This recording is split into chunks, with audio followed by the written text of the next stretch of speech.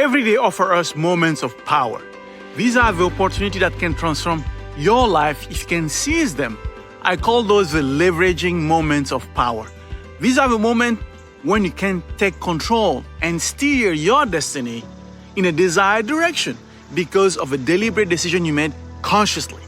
The key is to be aware of those moments that can make a difference. I am Coach Shaw. Welcome to our Performance Weekly Wisdom, where Spirit drives performance. Today we'll be talking about your leveraging moment of power. First, we'll discuss about identifying those powerful moments. Second, I'll share with you two scenarios when people are not able to leverage those decisive moments. And third, I'll explain from a spirit performance vantage point why these moments are crucial for your development and growth and high performance. Ready? Let's dive in. The first step is identifying your moments of power. These moments often come disguised as everyday situation. It could be a decision at work, a conversation with a loved one, or a chance to step out of your comfort zone. Most importantly, it's a moment of decision. These instances, however small they may seem, they are opportunities to change your destiny. How is it so? Simply, if you put it this way first, what you think and what you feel define your state. And we all know, for example, that the decision you take when you are joyful are different when you are sad or when you are depressed. And this might be obvious that I'm stating this, but what I want to say is to bring this point. The decision you take leads you in a certain direction. And if that direction is not changed, that direction leads you into a destination, which ultimately becomes your destiny. So in a more specific manner, if you keep thinking the same thoughts and having the same feeling, you'll be acting from the same personality to create your reality. That can be as simple as eating the same breakfast every day. Not because you don't have other choices, but simply because you are remaining unconscious in being deliberate in your moment of choice. Those choices that might seem minor can compound in the long term into a great health, either beneficial or detrimental. So if it's not analyzed deliberately, that's why I cannot emphasize enough how vital are your moment of decision. Now, let's zoom in into those moments of decision. That leads us into the second point, which is about those moments of decision. Here are the facts for the most part. Most people are making decisions from two vantage points that are usually two extreme spectrum in terms of state. The first state from which people make decision is from the victim or reactive vantage point or limiting belief angle. What do I mean by that? That perspective is looking at external event as if you are a victim and things are happening to you. In that state, your default reaction is anchored into flight or freeze because you are seeing yourself in an existential crisis for survival.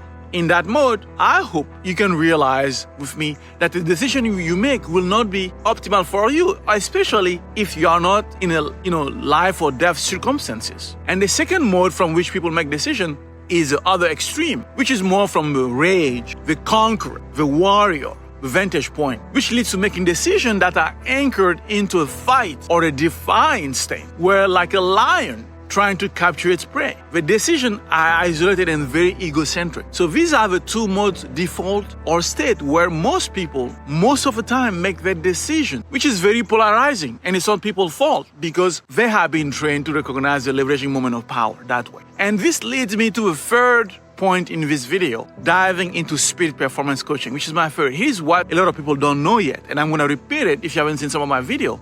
It's that we have entered a new era. It's a new era of Homo triple sapiens, or Homo sapiens sapiens sapiens, where the human species are learning to tap into the third knowing. Because the Homo triple sapiens is able to claim, I know more than I know that I know. As a reminder, our current species, human species, is descendant of the Homo double sapiens, the Homo sapiens sapiens that date from 150,000 years ago all the way to 200,000 years ago.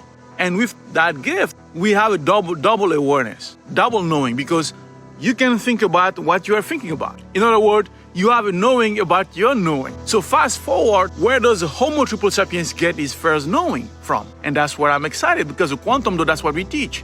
The quantum door is a way of energy. To make it simple, matter that we see everywhere or an atom is 99.9% nothing and 0.0001 substance. Why it's matter is basically the acknowledgement that the spectrum of light that we can experience, right, with our senses, right, in nature, everywhere, is a tiny, tiny fraction band frequency that among the largest electromagnetic field that exists. The simple fact is that, for example, in a forest, is that different animals, they can perceive infrared information that we humans cannot perceive. Some animal can sense the Earth electromagnetic field way before, for example, before an earthquake. What I'm trying to say is this, that Homo triple sapiens, in a way, that we see things as we are, not necessarily as the way things are. And quantum physics has demonstrated that.